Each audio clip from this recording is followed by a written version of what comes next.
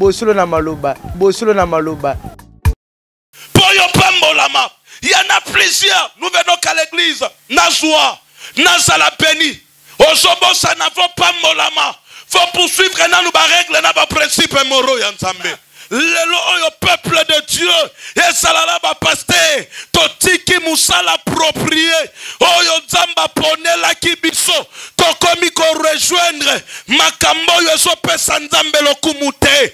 Alors qu'allons-nous faire? Mais bien aimés, nous devons retourner à l'éternel. Tosonga, parce que bolingo, yaliboso, ozalaki nango. Cela ne plie en toi. Le premier amour, tu craignais Dieu sans pourtant qu'on te prêche. Tu respectais même la parole de Dieu sans pourtant qu'on te pousse à les respecter. Mais voilà aujourd'hui, ça dit nyosoana et ça dit sous-souté.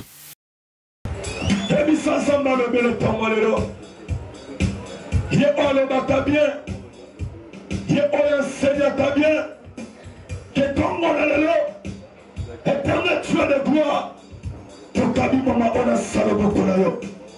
Pour ticket on le bela biso tri avec mon salinayo. En fait que autre limite que ton wale le kolo. To salabayo qui a pas battu. En fait que autre limite que to tambola na mo peto tsango na misala. Na kombo nanguya na Yesu Masia ne tobone mitolobi. Amen. Alléluia. Alléluia. Assemblez tous ces cris. Assemblez gloire à Dieu. Assemblez tous ces cris. Assemblez tous ces cris. Ici, assemblez tous ces cris.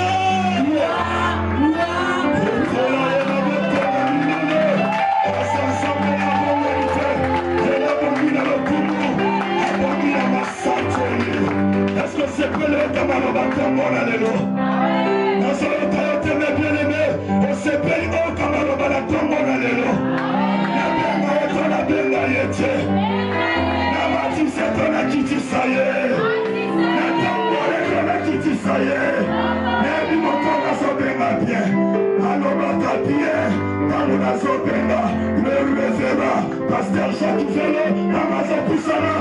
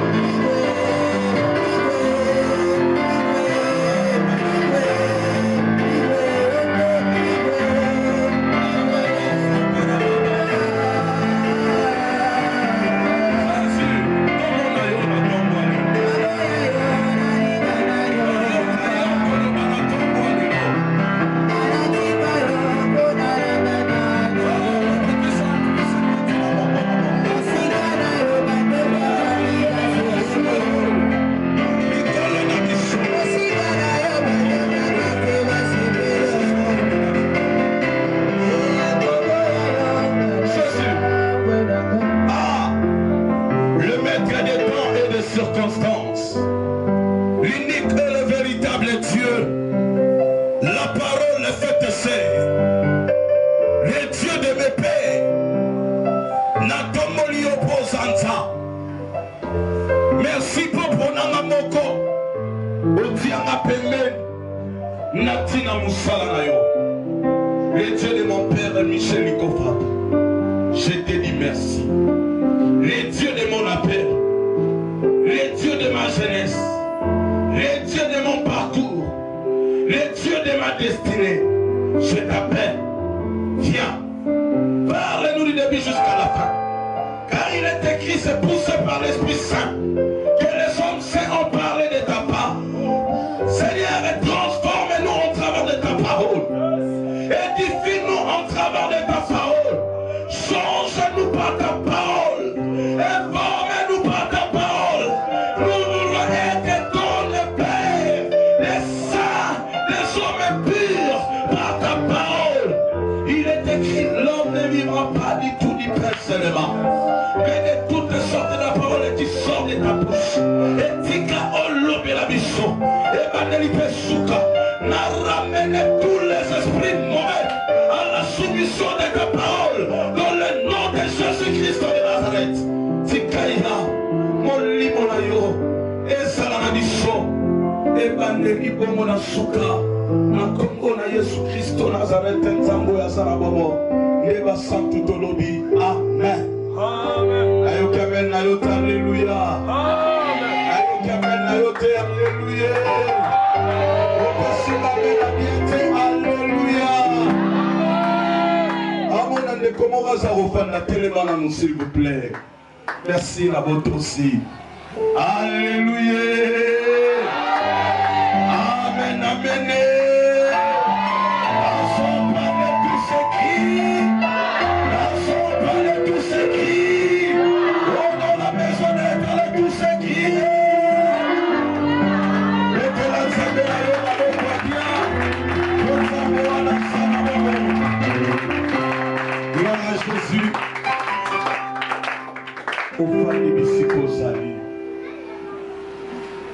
Anna Zambe a Zwalokumu et à permettre Ngalayo Libaku ya malamu dimanche alelo toyeba na kosangana lisusu tolobaka des fois comme slogan moko mais ezalaka sérieux. Alléluia.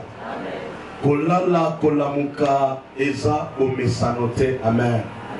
Tangu moto telemi butu mobimbo lalaki na tongo lamuki fota tolaka bola mwanza twezane pelo bandaki na bango poso mobimba komona des fois tongo lelo asili komona yango te ezana mingi bakufi ezana mingi pe basapretaki des fois lelo ake l'église tokoki pe koloba lisusu yaga ezalaki nini kaka mosusu abongisaki mpe sépense na ye abongisaki action de grâce des fois mpe dime me na mongo tozoloba ndeko ata lisusu na bomoi te kasi nga na yo libakwa mala epesameli biso ya kopusana na présence ya Nzambe. Et je dirais merci à Dieu yebo ya salinga na ngolu tosangana. Amen. Zamba pambola tous les orateurs qui m'ont précédé, que Dieu les bénisse avec des moments forts de la prière pendant tous les 4 soirées. Nous allons qui énormément visité Nabile ya Kitoko, Namaloba pe ya mala, Oba pesa kinganayo, Nabanza tout le monde, et bien aimé Azongi na moto naye, et conscience naye, et salir le plus vite possible. Parce que Nathan Tokomi, ils attendent la flatterie, ils attendent la kolobelaba dans Nzambe solo. Notre thème est intitulé Retournons à l'Éternel. Zaki motuya temo. Édifia ki moko na moko pe na ba misusu kati na biso. Ezongisa ki conscience ya moko na moko alors sans plus tarder. Tokoki kotanga verset obisika wa Peter et la qui tiré, nous pouvons s'élever rapidement. Dans le livre des Osée, Osée chapitre 6. Osée chapitre 6, verset 1er jusqu'au 3e verset. Osée chapitre 6, verset 1er jusqu'au 3e verset. Je lis la parole au nom de Jésus. Amen. Venez, Boya. retournons à l'Éternel, Bozonge pananzambe. car il a déchiré, Bambate ya panzaki. mais il nous guérira. Kasi yako bikisa biso. Il a frappé, Abetaki. mais il bandera nos plaies. Bongo akoeba na kotonga bongo bapota na biso. Il nous rendra la vie dans des jours. Akopesa biso bongo bomoi na mikolo mibale. Le 3e jour, il nous relèvera. Bongo mukolo ya misatu akotelemisa biso. Et nous vivons devant lui. Bongo tokobika liboso na ye. Verset 3. Connaissons, Toyeba. cherchons à connaître l'Éternel. Bongo toluka koyeba bongo Yahweh. Sa venue est aussi certaine que celle de l'aurore. Koya na ye eza bongo malamu koleka moi. Il viendra pour nous comme la pluie, Akoya pona biso lokola mbula. comme la pluie du printemps qui arrose la terre. La parole du Seigneur. Amen. Ofandio beteli nzambalo la maboko. Okotanga psaume 78 verset 34 à 37 nanda kuyo mutoza na posa kotanga maloba nzambe. Mais bien aimé na banza na lingi un peu to sala réveiller na tongwa lelo. Lelo na koloba mingi te me pesanga litoi mwandambo alléluia bana nzambe. Pourquoi? Parce que oui, c'est temps où nous sommes église. Oui, nous avons besoin de la bénédiction. Nous avons besoin de matériel. Nous avons besoin de se marier. Nous avons besoin de construire. Nous avons besoin, mes bien-aimés, de s'habiller normaux. Liboso nabatu, c'est pas du tout mauvais. Mais sache-le. Et comme il tout enfant de Dieu doit être interpellé. Tout enfant de Dieu, mes bien-aimés, azonga yasika, liboso nanza. Mes bien-aimés, on nous a prêché purement la parole durant toute la semaine. Aujourd'hui, na banza tozo clôturer. Thème nabiso oy. Peut-être peu na semaine oy. Mais eza thème moko ya continuité. Ouezoya ko réveiller tout le monde que sengeli nabiso ko zonga et pananza. C'est pour dire tout simplement na kotanga ka verset oy. Osée avait compris que le peuple de Dieu avait péché. Ils avaient perdu leur premier amour. Tolobi amen. Ça dit verset oy réveiller conscience na ngatangu na tanyango. Osée avait compris que le peuple du Seigneur avait péché et ils avaient perdu leur premier amour. Ça dit bolingo ya liboso. Et vous remarquerez dans la Bible, ce peuple avait consacré leur vie à la poursuite du péché. Liboto ba consacré ki bomo na bango. Na kolanda katango nyoso masum. De l'immoralité et de la méchanceté. Ça dit, vina bango, bakoma kiko sala di n'importe quoi. Vina bango, babana kiko se comporter mal. Leur façon de faire les choses n'était pas bonne. Voilà la raison pour laquelle, parce que Osée azamoko ya basakoli, alléluia. Enzambe ayeko tia maloba, likolo na Osée. Pona kolukako interpellé peuple du Seigneur. Oh des fois babanda kiko salamabe. Bien que Dieu l'ait toujours, il ne pouvait faire autrement que d'envoyer son jugement. Ata konzamba za kipona bango. Ata konzamba bande kolinga bango. Malgré mabe. Nyos bande kosala. Tellement comme qui makas. Il a fallu que ce Dieu-là envoie que son jugement. Alléluia. Ça dit yebango olingo lingate. personne ne peut te juger si ce n'est que ton Dieu. Parce que c'est lui qui est le juste des juges. Alors il a fallu, c'est-à-dire à juger bango. Il faut y avoir tout enfant de Dieu qui porte de l'Esprit Saint. Yaya olinga te, moi nanzambe nyoso azwa interpellation kote pa nanza. Dieu peut t'interpeller par ton pasteur. Dieu peut t'interpeller na mutu oyo sane na lupan. Des fois, Alsa chrétien bo priakade peut-être non pas dans une même église. Mais nzambe akoki kotia maloba katnaye. Admettons cette église. Vous savez, je pourrais vous dire, Dieu nous aimons beaucoup.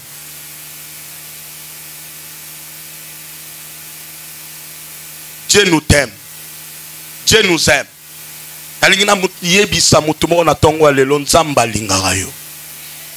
Et puis na plan ya nzambe kombo na yo ezali. Na mabongisi ya nzambe kombo na yo ezali. Parce que mutu dioso oyo azotambola na mabongisi ya nzambe, peu importe ma paix, soki azongi, Dieu la pardonne facilement. Il suffit seulement de reconnaître que j'avais trébuché, j'avais bronché quelque part, j'avais commis du péché. Ozongi avec un cœur ouvert, Dieu te pardonnera, Église, alléluia. Mais pourquoi des fois on demande à Dieu pardon? Azo pardonner bisoté. Des fois on ne reconnaît plus de nos erreurs. Tu reconnaîtras que ma faute n'a bisoté. Ba défaut n'a bisoté. Makambo mabe oto salara liboso nzambete. Lelo na ye tout simplement pour te dire, mes bien-aimés, bolingo zalaki nango liboso na makambo nzambe ekewa. Force ozalaki nango akoya église ekewa. Makasi nyoso obandaki kozala ngo soif zèle ya koya tango nyoso l'église. Des fois ya kobanga nzambe. Vous savez, bolingo même na mokili bobimba ezali susu mingi te. Batu bolingo batu esili. Bolingo nzambe ezali susu te. Parce que tangu déjà mutu na se na mokili okomi déjà ko haïr. Ndeko aza pene non, sache-le que tu n'as pas l'amour pour Dieu. Parce que okokina nuko banda kolinga nzambe te soko lingi mutu aza pene na yo te. Po mutu nzamba te pene no azekela mwa nzambe tolobi amen. Ozo ina batu n'église, ozo ina batu na société, ozo ina batu partout. Mais bien aimé tangu yo bongola kamotema. De tels comportements sanango. Mais bien aimé auparavant ezala quitté. Ta façon d'agir, nalelo, vous remarquerez que c'est différent.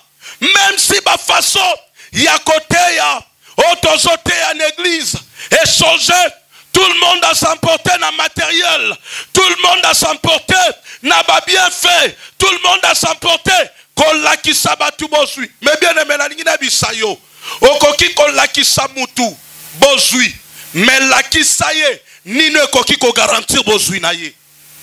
C'est très important. Parce qu'on pourrait te montrer verdict au monde ici kawana. Mais na lingina lo bana mutu moko Zambe na Biblia tango azolo bana makomi na ye. Mais bien aimé, azoebi sa peuple que non na rosale lobo, na rosale lobo, na rosale lobo. Mais na suka nango vous remarquerez enzana ba principe moko ba tie liboso na tolobi amen. Sadi Dieu soit so sale. Alobi na suka. Olinga te ya un principe. Nzamba kopesa. Souvenez-vous d'une histoire. Ya mwasi moko na mobali na ye. Bazanga ki mwana pendant longtemps. Et pendant que bazolela na kombo ya Manoas. Sadi ba tungisa na mwana. Bible lobi bazotia mwana na kati ya libumu. Pendant que l'ange parlait, taloko bota boyeboy. Mwana ngwako sala boyeboy. Mais yebango mwana ngo akobikisa. Akosala. Mais na suka nango. Yebango suki ya mutu na ye bakokata te. C'est-à-dire Akome la vie notée. Akosala boete. Chaque bénédiction a ses règles et ses principes.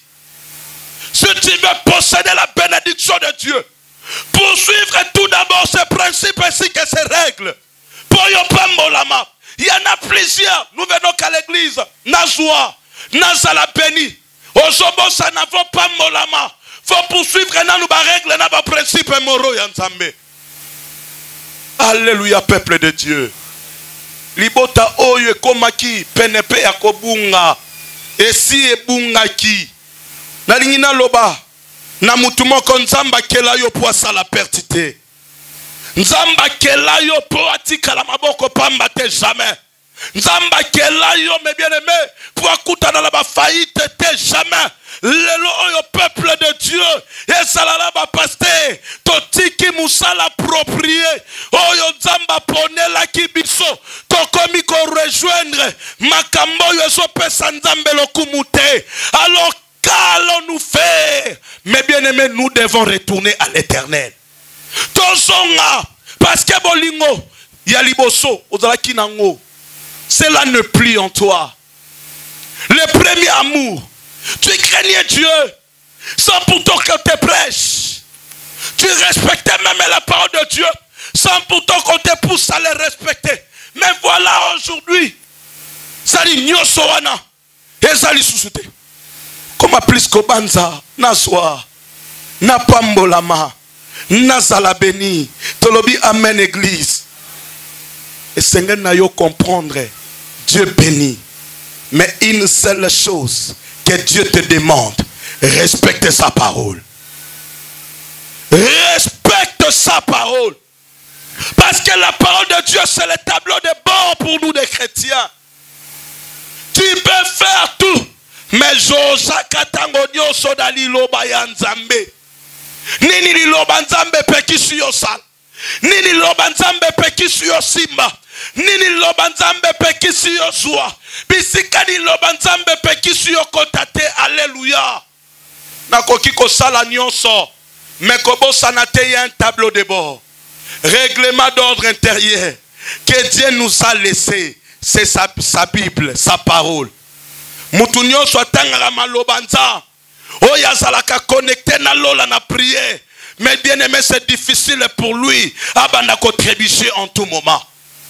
Mais la personne qui rejette la parole de Dieu, qui ne met pas la parole de Dieu en pratique, c'est une personne dont Dieu ne peut jamais compter sur lui. Église, amen. Nous devons faire un effort que cette parole est comme un tableau de bord. Règlement d'ordre intérieur. C'est ça. C'est commandement. Aujourd'hui, voyons un peu. Église. Tout le monde peut donner des publicités. Que boye une église. Nzamba ko sala miracle. Boye une église. Nzamba ko sala boy. Boye une église. Nzamba ko sala boy. La première des choses. O nzamba sala kalango posa. Pour na peuple naïe, c'est l'appel à la repentance.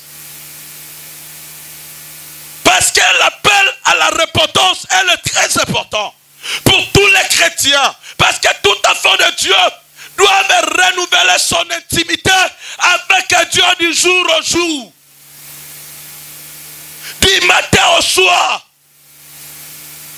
En tout moment. Mais yo, okutana na nzambe combien de fois? Nzamba solo la no combien de fois? O luka nzambe combien de fois? O zena combien de fois? O banga nzambe combien de fois? Tant mususu lelo ko banga nzambe zali susute. J'aimerais que peuple de Dieu, tout ça l'effort, le premier amour dont nous avons abandonné, to luka ezonga na misala tolobi amen. Tala kozala bolingo ya mbongo te, zano na bolingo Yesu. Kozala bolingwa bilamba te, zano na bolingwa Yesu. Kozala bolingwa mwasi, oui, eza na ngoma bete. Au préalable, Dieu te demande de l'aimer. Bangaye lingaye, tosaye. C'est très important. Dieu ne veut pas nous juger, mais il n'a pas le choix. si nous choisissons de lui désobéir. Gamba koki ko sambisa biso te. Kasi azana shua te. Soki biso toponi na biso kozango to saye. Parce que olinga te tout le monde, toute personne qui sont en train de désobéir à la parole de Dieu, Dieu le jugera. Mutu nyoso yaza désobéissante. Yamaloba nzambe, ils seront jugés. Peu importe nous les serviteurs de Dieu. En tant que côté à parole. Bisope yaya tokozala sévèrement jugé. Alléluia. Alors nous devons faire un effort. Peuple de Dieu. Yo mutoso kamaloba nzambe. Mais bien aimé na sepeli na verset oyo. Batangeli biswango bien. Venez, retournons à l'Éternel, car il déchire, il a déchiré, mais il le guérira. Il a frappé, mais il bandera nos plaies. Il nous rendra la vie dans des jours. Le troisième jour, il nous relèvera et nous vivrons devant lui. Mais bien aimé, j'ai vite compris. Lorsqu'il s'incline, lorsqu'il s'humilie, à Sengi pardon et pananzam, Dieu ouvre ses deux mains. Akoyambaye, tolobi amen. Dieu ne rejette jamais ses enfants. Dieu t'aime plus que tout. Parce que quiconque, toute personne qui sert Dieu, Dieu l'aime, Dieu les aime. C'est-à-dire, tu n'as pas intérêt. Yakozanga na motema no kolinga nzambe. C'est-à-dire, tangu yo yakalibo swanzam. Je frappe à la porte. Si quelqu'un ouvre, j'y entrerai. Mais bien aimé, laissez Dieu reprendre sa place dans ta vie. Tanguyo ki te sengi pardon. Tikanzamba fanda. Makambwa mabe longola. Koina longola. Na sepeli na verset o. Nzambe ya betaka. Pasa nzambe moko abikisaka. Akoki ko pasola yo ndenge nini, okoki ko bela ndenge nini, okoki ko koma même na maladie moko ezo memo na liwa, mais soki ozonge pa na nzambe, Dieu te guérira. Mais bien aimé, azoloba bien que no soki na beti mutu, c'est ko zoki olingo lingate akoya ko bande ba pota na yo. Tangu yo yoki maloba nzambe, Zoa place à kotia maloba on a première position. Zonga et pananzambe. Des habits sales. Akolongo lango akopeso des habits royaux. Des habits nouveaux. Akolatiso elembo mosusu ya bonzambe tolobi amen. Parce que toute personne qui pêche attriste le Saint-Esprit en lui. Le Saint-Esprit ne peut jamais agir dans la vie de péché na katiamutu. Le Saint-Esprit ne peut jamais se manifester na katiamutsom tazotambola malamute. Le Saint-Esprit ne peut jamais faire de miracles na katiamutu soki mutazotambola malamute. Faisons le fort église. Rendons nos esprits forts. Rendons l'Esprit Saint en nous fort. Saint-Esprit akomaka puissant quand tu crains Dieu. Saint-Esprit devient puissant quand tu respectes la parole de Dieu. Saint-Esprit devient puissant lorsque personne ne se sanctifie. Saint-Esprit devient puissant nakati ya mutu. Tangu mutu asali shwa ya kotambola na sena moy lolenge nzamba zolinga. Nalingire bisa mutu moko na tongwa lelo nzamba sepeli na yo. Na lobino lisusu nzamba zo sepela na yo.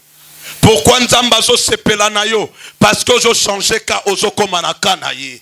Pourquoi nzamba zo sepela na yo? Parce que zo sala abandon. Yesiko zalaki. Bible so ba bien. Asa, l'Éternel est avec toi si tu es avec lui. Si tu l'abandonnes, lui aussi il t'abandonnera. Mutu nyonso sala ka abandon nzamba zara lisuna yete. Alingina rappeler yo kobosa na règle te kobosa na principe te.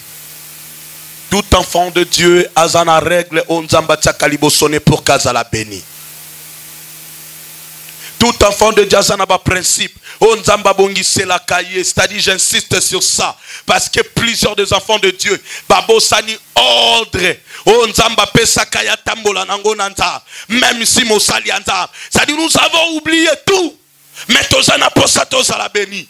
Mais bien aimé, laisse-moi te dire. On ne peut jamais accueillir l'onction de Dieu, mais bien aimé dans la vie des autres. Pour accueillir même l'onction de Dieu, il faut que tu sois honnête et puis droit libre soit nzambe. Onction ya nzambe et travers kakati na mutu na vie ya mélange te.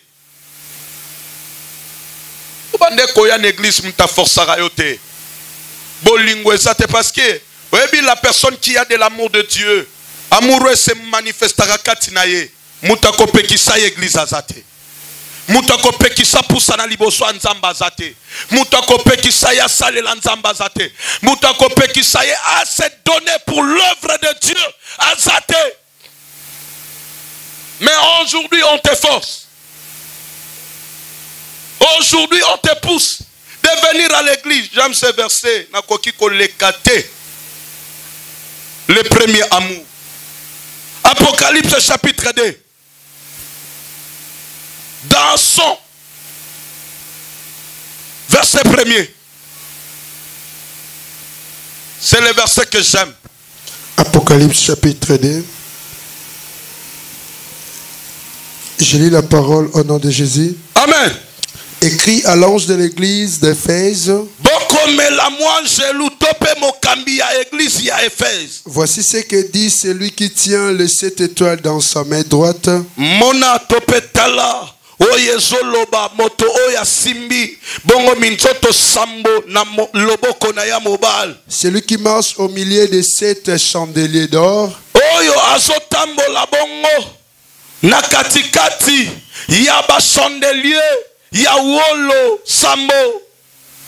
Je connais tes œuvres, nayebi misala na yo église, ton travail nayebi lo lengo bandaki kotambola na misala et ta persévérance. Bongo boyika mimpiko na yo. Je sais que tu ne peux supporter les méchants, yo bandaki ko supporter batomboki te, que tu as éprouvé ceux qui se disent apôtres, omekaki ba bazalaki bantoma, eux qui ne le sont pas, bongo bazalaki yango te, et que tu les as trouvés menteurs, bongo monaki bango nyoso batola lokuta, que tu as de la persévérance, ozalaki na koyika mpiko, que tu as souffert à cause de mon nom, onyokwama na tina kombo nanga, et que tu ne t'es point lassé. bongo yo tikaki te. Mais ce que j'ai contre toi, kasi onazo pomela kati na yo, c'est que tu as abandonné ton premier amour. bongo ebina kobwakisa bolingo na liboso. Souviens-toi donc d'où tu es tombé. Kanisa esika nini okweyaki. Répands-toi. Pe bongwama la parole du Seigneur. Amen.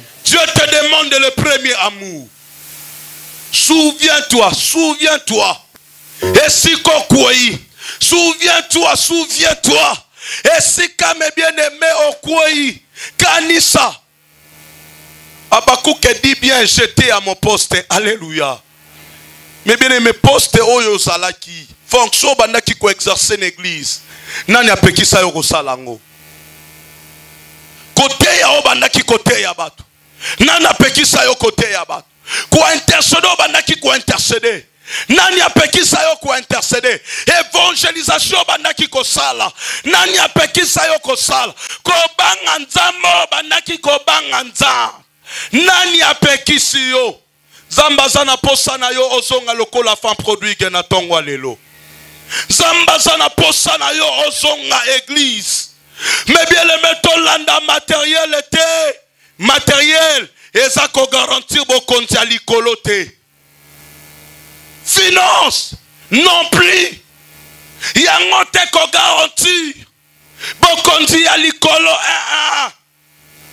et loko ko garantir bokonzi à l'icolo, 5 heures pire devant ton Dieu. Nous devons faire un effort parce que quelqu'un qui porte l'amour en 100% pour son Dieu, en lui il y a de la crainte de Dieu. On ne lui force pas de se sanctifier. On ne lui force pas, mais bien aimé, de marcher dans la sainteté. Mais regardons-nous plusieurs personnes. Le colo yakan église pour Nambo. Lokolo yaka l'église pour na libala. Lokolo yaka l'église. Mais bien aimé pour na voyage. Lokolo les autres tardés. Nazomona c'est comme si une église ko simbate. Na sans église. Na kendena na ba o ezo le kana TV. Na kendena na ba o ezo le kana be mission. Des fois na ko kende ko soa solution na ngakuna. Or la Bible déclare cherchez premièrement le royaume des cieux et sa justice et tout ce qui reste nous seront donnés par-dessus. Ngaponanga lipamboli ezalaka matabis. Musaleza matabis. Voyage kokene la mikili ya poto eza matabisi. Mais eloko aliboso me ba lipamboli katina yo eza bokonzi alikolo. Mais bien aimé, toi entretenir nzoto na biso pona okutana na nzambe. Toi entretenir nzoto na biso pona kokutana na nzambe. Pesa katina yo vale po mokolo moko nzambe azana posa na yo. Pesa katina yo vale. Respecte ce qui est en toi. Yango ndeko valoriser lobi na yo. Respecte mes bien-aimés ton intérieur. Katina yo eza kati ya kobebisa te pesa ngamen. Laisse-moi nous dire ce matin, nzamba koya kozwa libanda na biso ta koya kozwa nde kati na biso. Parce que cette chair, yeso mema mutu nyonso na masumu. Cette chair, yeso pousse biso na ba convoitise. Chair, yeso pousse biso na ba immoralité. Yeso pousse biso na ba méchanceté. Mais mes bien-aimés, pesa valer ne loko nzamba tia kati na yo. Respecte-toi devant Dieu. Frère, sœur, papa, maman, tobanga nzambe, pokala mingi te, makolo na ye za na nzela sozonga. Bientôt, Jésus-Christ revient. Akoya kozwa, église, oyote, yamabaya, akoya kozwa ba champante métallique te. Akoya kozwa mes bien-aimés, église, oyeza construise en étage te. Tango basolo bela église, l'église c'est moi et toi. L'église c'est toi et moi. Alléluia. Yo nangande nzamba zana posa na biso. Etonga oyo oui. Ekoki kotonda bat. Akwa boto tondi l'église. Memitema na biso ebongisa mate ponanta. Akwa bien. Mais bien aimé toya wa full. Ba full abatwe salema. Mais bien aimé. Tala. Ko sepela kate lorsque tu es béni. Mais sepela katango zan intimité malamu nanza. Ko sepela kate quand tu es béni, non. La bénédiction est ma tabisi sans devoir pour notre Dieu. Mais au préalable, nous devons chercher tout d'abord le royaume des cieux. Fais abandon na masumu. Fais abandon na impudicité. Fais abandon na séduction. Fais abandon na milangwa. Fais abandon na kimuibi. Fais abandon mes bien-aimés na makambu nyonso ezo pesa nzambe lokumu te. Pona nini nyonso wana poto tiki bolingwa liboso tozalaki nango na nzambe.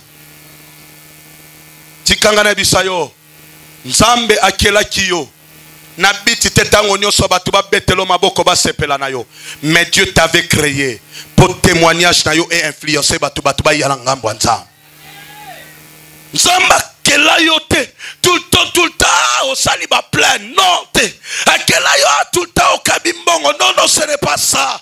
Nzamba kela yo ozala témoignage vivant osoki batu batali bilembo na ye kati na yo ba caractère na ye kati na yo ba comportement na ye kati na directement batu baso témoigner celui-ci est un enfant de Dieu. Tolanda ye tokene na ngambu na ye yango na lobi na poko lelo tongwa lelo tiko comme témoignage vivant oyo na quartier oko influencer à cause à kombo ya nzambe. Eza na kombo mosusu debi kisaka na kombo ya Yesu. Kombo mosusu tendi maramutu ya kombo ya Yesu. Soro ye pa na ye. Laisse-moi de te dire. Chez notre Dieu il efface. Amen amen. Et pas na nzamba ziparate nzamba la biso efface aka. Pesanga mena bien. zonge pa na nzambe po effacer ba masumu na yo. Zonge pa na nzambe po bosa na mabe yo salaki ye. Zonge pa na nzambe po yaya abanda ko bosa na ba erreur. Nyonso commettra ki liboso na ye, dis-moi amen. Loba na mutu moko nzamba za na posa na nga. Loba na emoni nga nzamba za na posa na nga. Loba nzamba za na posa na nga. Azana posa na nga na te ya batu. Laisse-moi de te dire, autre manière à côté ya batu eza pe bizaleli na yo. Ezaleli na yo, eza moko me bien aimé, o ko influencer pe bomo ya batu. O bas entourage na yo. Ba côté ya makana comportement, ba côté ya mapata façon d'agir. Tika nzambe ya lola pambolo na tongo lelo. Nzela na yo soke ezalaki ya kokangama nzamba sunga yo nzela efungwama.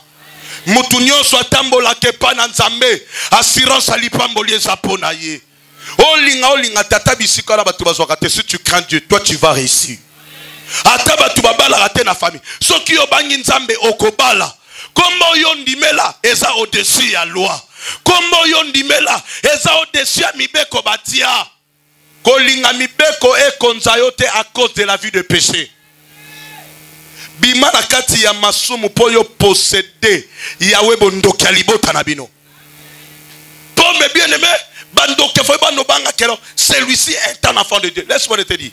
Diabulu abanga mutoyo aza propre liboso nza. Diabulu abanga mutu oyo aza neloko na yete. So aza neloko na diabulu maabanga yo. Ezate yango na lingi biso nyonso na tongo lelo tozonga epa na nzambe. Amen amen. Nzambe maboko neza ya kofungwama. Ye moko apasola ki ye moko pazokangola. Ye moko me bien aimé abeta ki yo. Ye moko pe azobande bapota na yo. Tika nzambe na lola asala mutu moko grâce na tongo lelo. Yo mutozo yo kangana lobitika via masumu nzamba zana posa na yo. Yo mutozo yo kangana lobitika kotambola na désordre nzambe azana posa na yo. Le Seigneur azalaki na besoin mwana punda oyo. Non pas, mais bien aimé. Ote akende de gauche à droite.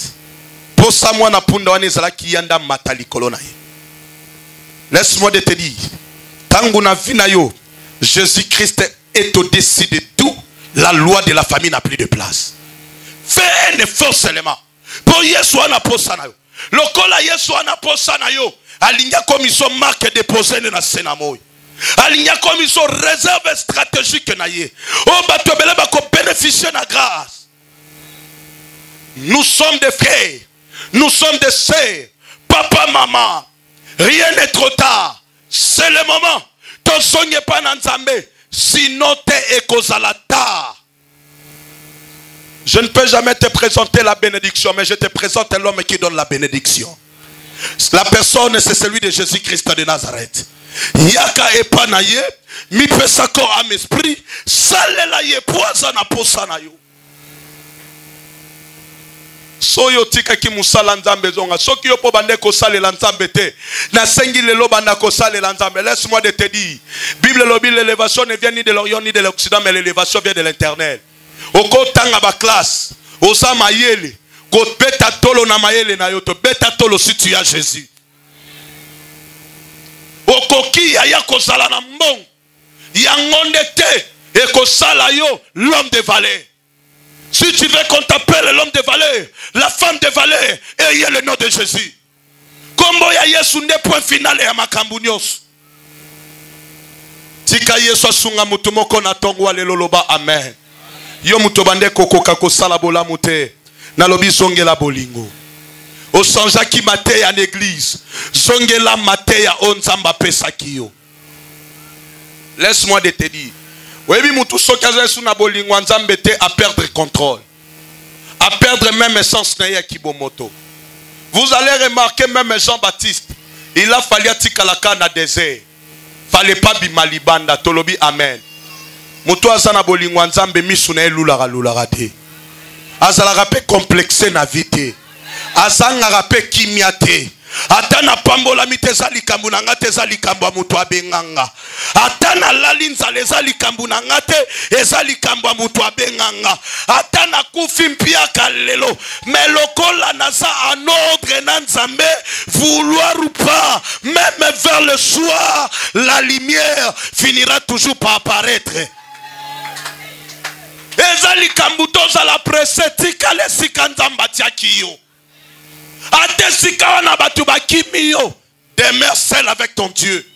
Yes moi de te dire na sepelaka na lobaka na vie batu nyonso babwakisanga mais soki Yesu aze longo nanga olingo linga te makambo ekosimba kaka lobi yango na vie sepela na lolenge ozotambola liboso ya Nzambe koboyo loba vérité te po batu bazotuka yo po eza na bamisusu soki bazoloba vérité ata contre wana baosepela na bango te ata contre wana bakolinga bango te yaya sala musala na yo po mokolo moko ekoganga na vi na yo lobi kolinga tolanda o batu bazoloba kolinga totika Nzambe ate pona kelelinga nazosanga biso fami na biso batu babonga bazate na lingina loba Nzambe ponaka bato bazanga tina po ya pesa bango tina limoso na bato kotika Nzambe te po botami na famille pauvre kozala pe pressé te po batu nyonso bazuyo na nozwi te Bible bisinga les premiers seront les derniers et les derniers seront les premiers. Banga Nzambe lipamboli eza likambo no te zata Nzambe ndekoka banga Nzambe tosama loba Nzambe plus tard dans ta famille ils parleront de ton Dieu et ils changeront ta vie. Ata lelo te lobi bakolobela Nzambe na yo lelo oui sala ozo sala yango nde so sepelisa Nzambe ko sala bandote okene na ngambo mosusu lobelanga mena bien et puis komika teletumbu te kolataka pe culpabilité te osalaka lisumu wana kala Nzambe si abosana pour na nini osalaka si ça ne va pas si ça ne marche pas Nzambe yango lisumu na confessaka ngo bien te toni yango lisumu na salaka ngo te na sengaka pardon bien te toni. Mais bien aimé, quand tu as demandé pardon, Dieu te pardonne facilement. Le problème est de reconnaître seulement mes erreurs. Ceux qui ne reconnaissent que nazala ki mbeba, na yoki saki Nzambe motema passe et que na fungoli motema, Dieu te reçoit. Yaya na maboko akofungwama. Yango na lingi na mutu moko na ebisa etika Nzamba yambo na tongwa lelo. Est-ce que batu basonge pa na Nzambe bazao? Batu basonge pa lelo bazao batu batiki masomo bazolanda Nzambe lelo bazao na lingina yebisa yo tika Nzamba koma amina yo Nzamba komisa yo l'homme selon son cœur Nzamba komisa yo yaya efandelo yaya zalaka nesengo po yo ndimela Nzamba photocopie te ondimeli Nzamba masapote na komi na suka ondimeli Nzambo akelilo la pe mabele zalaka si. Oui, Abisso, l'homme que je te prêche ce matin, il a même aboli la loi de la pesantée. Loi pesantée, et kangaba tuebele me sauf. Kombo ya Nzambe na biso. Loi ya pesantée, et limitaba tuebele me sauf le nom de notre Seigneur Jésus-Christ. Problème est ça. Des fois, oyebi mutondi melite yango tang musozo sumu. Reconnaître mieux la personne que tu sers. Elle te servira davantage. Reconnaître comment yozo salela. Le nom de Messie, ce n'est pas le nom de mélange. Comme mélanger Yesu na makambu mususu te. Tika Yesu na vina yo atika la Yesu. Soka lobaki zela zela. Soka lobaki fanda fanda. Na lingina lobala mutu moko bilaka Nzambe polaka te. Oyo Nzamba lobi na yo olinga te to utaro ekokokisama. Na rappelé yo tu es enceinte. Tu es enceinte. Mikolo ezoya orobota mwana romona na miso abatu. Zeminyon so ezalaka na bikila kila nango. lotombo nyonso eza na bikila nango.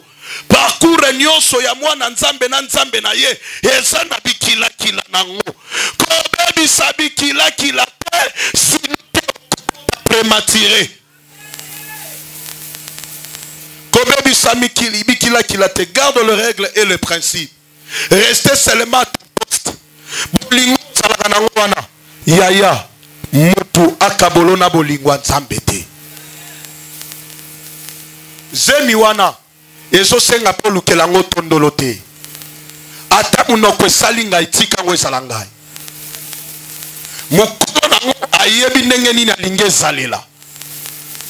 Kosangisa promesse na yo na makambo tina te. Nzambe azana poso tikala nango. Makambo oyo abongisi po asalela yo. Olinga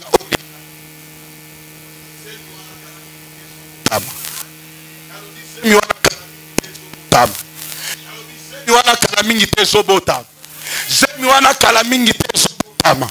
Nalobi zemi wana kala mingi te esobotama.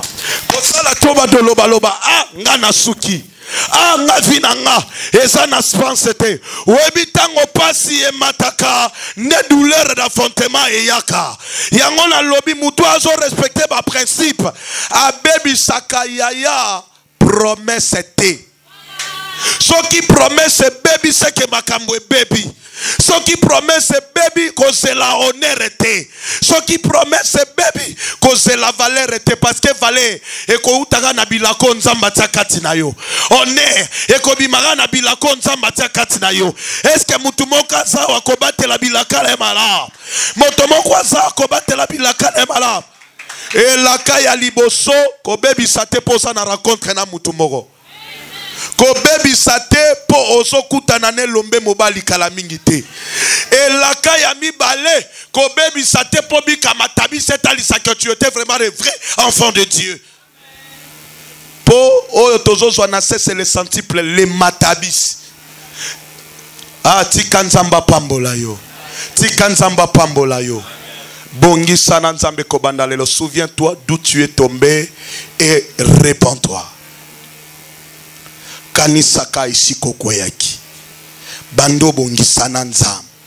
Ce matin, je n'ai rien de spécial de te dire si ce n'est que le premier amour que tu avais abandonné. Zongela bolingo wana nzamba zana posana yo. Telema bisiko zali. Pelo potivier, mais libine ambiance. Boya kotale monde, boya kotale. Pelo potivier, mais libine onde magambwe. Pelo potivier, nale.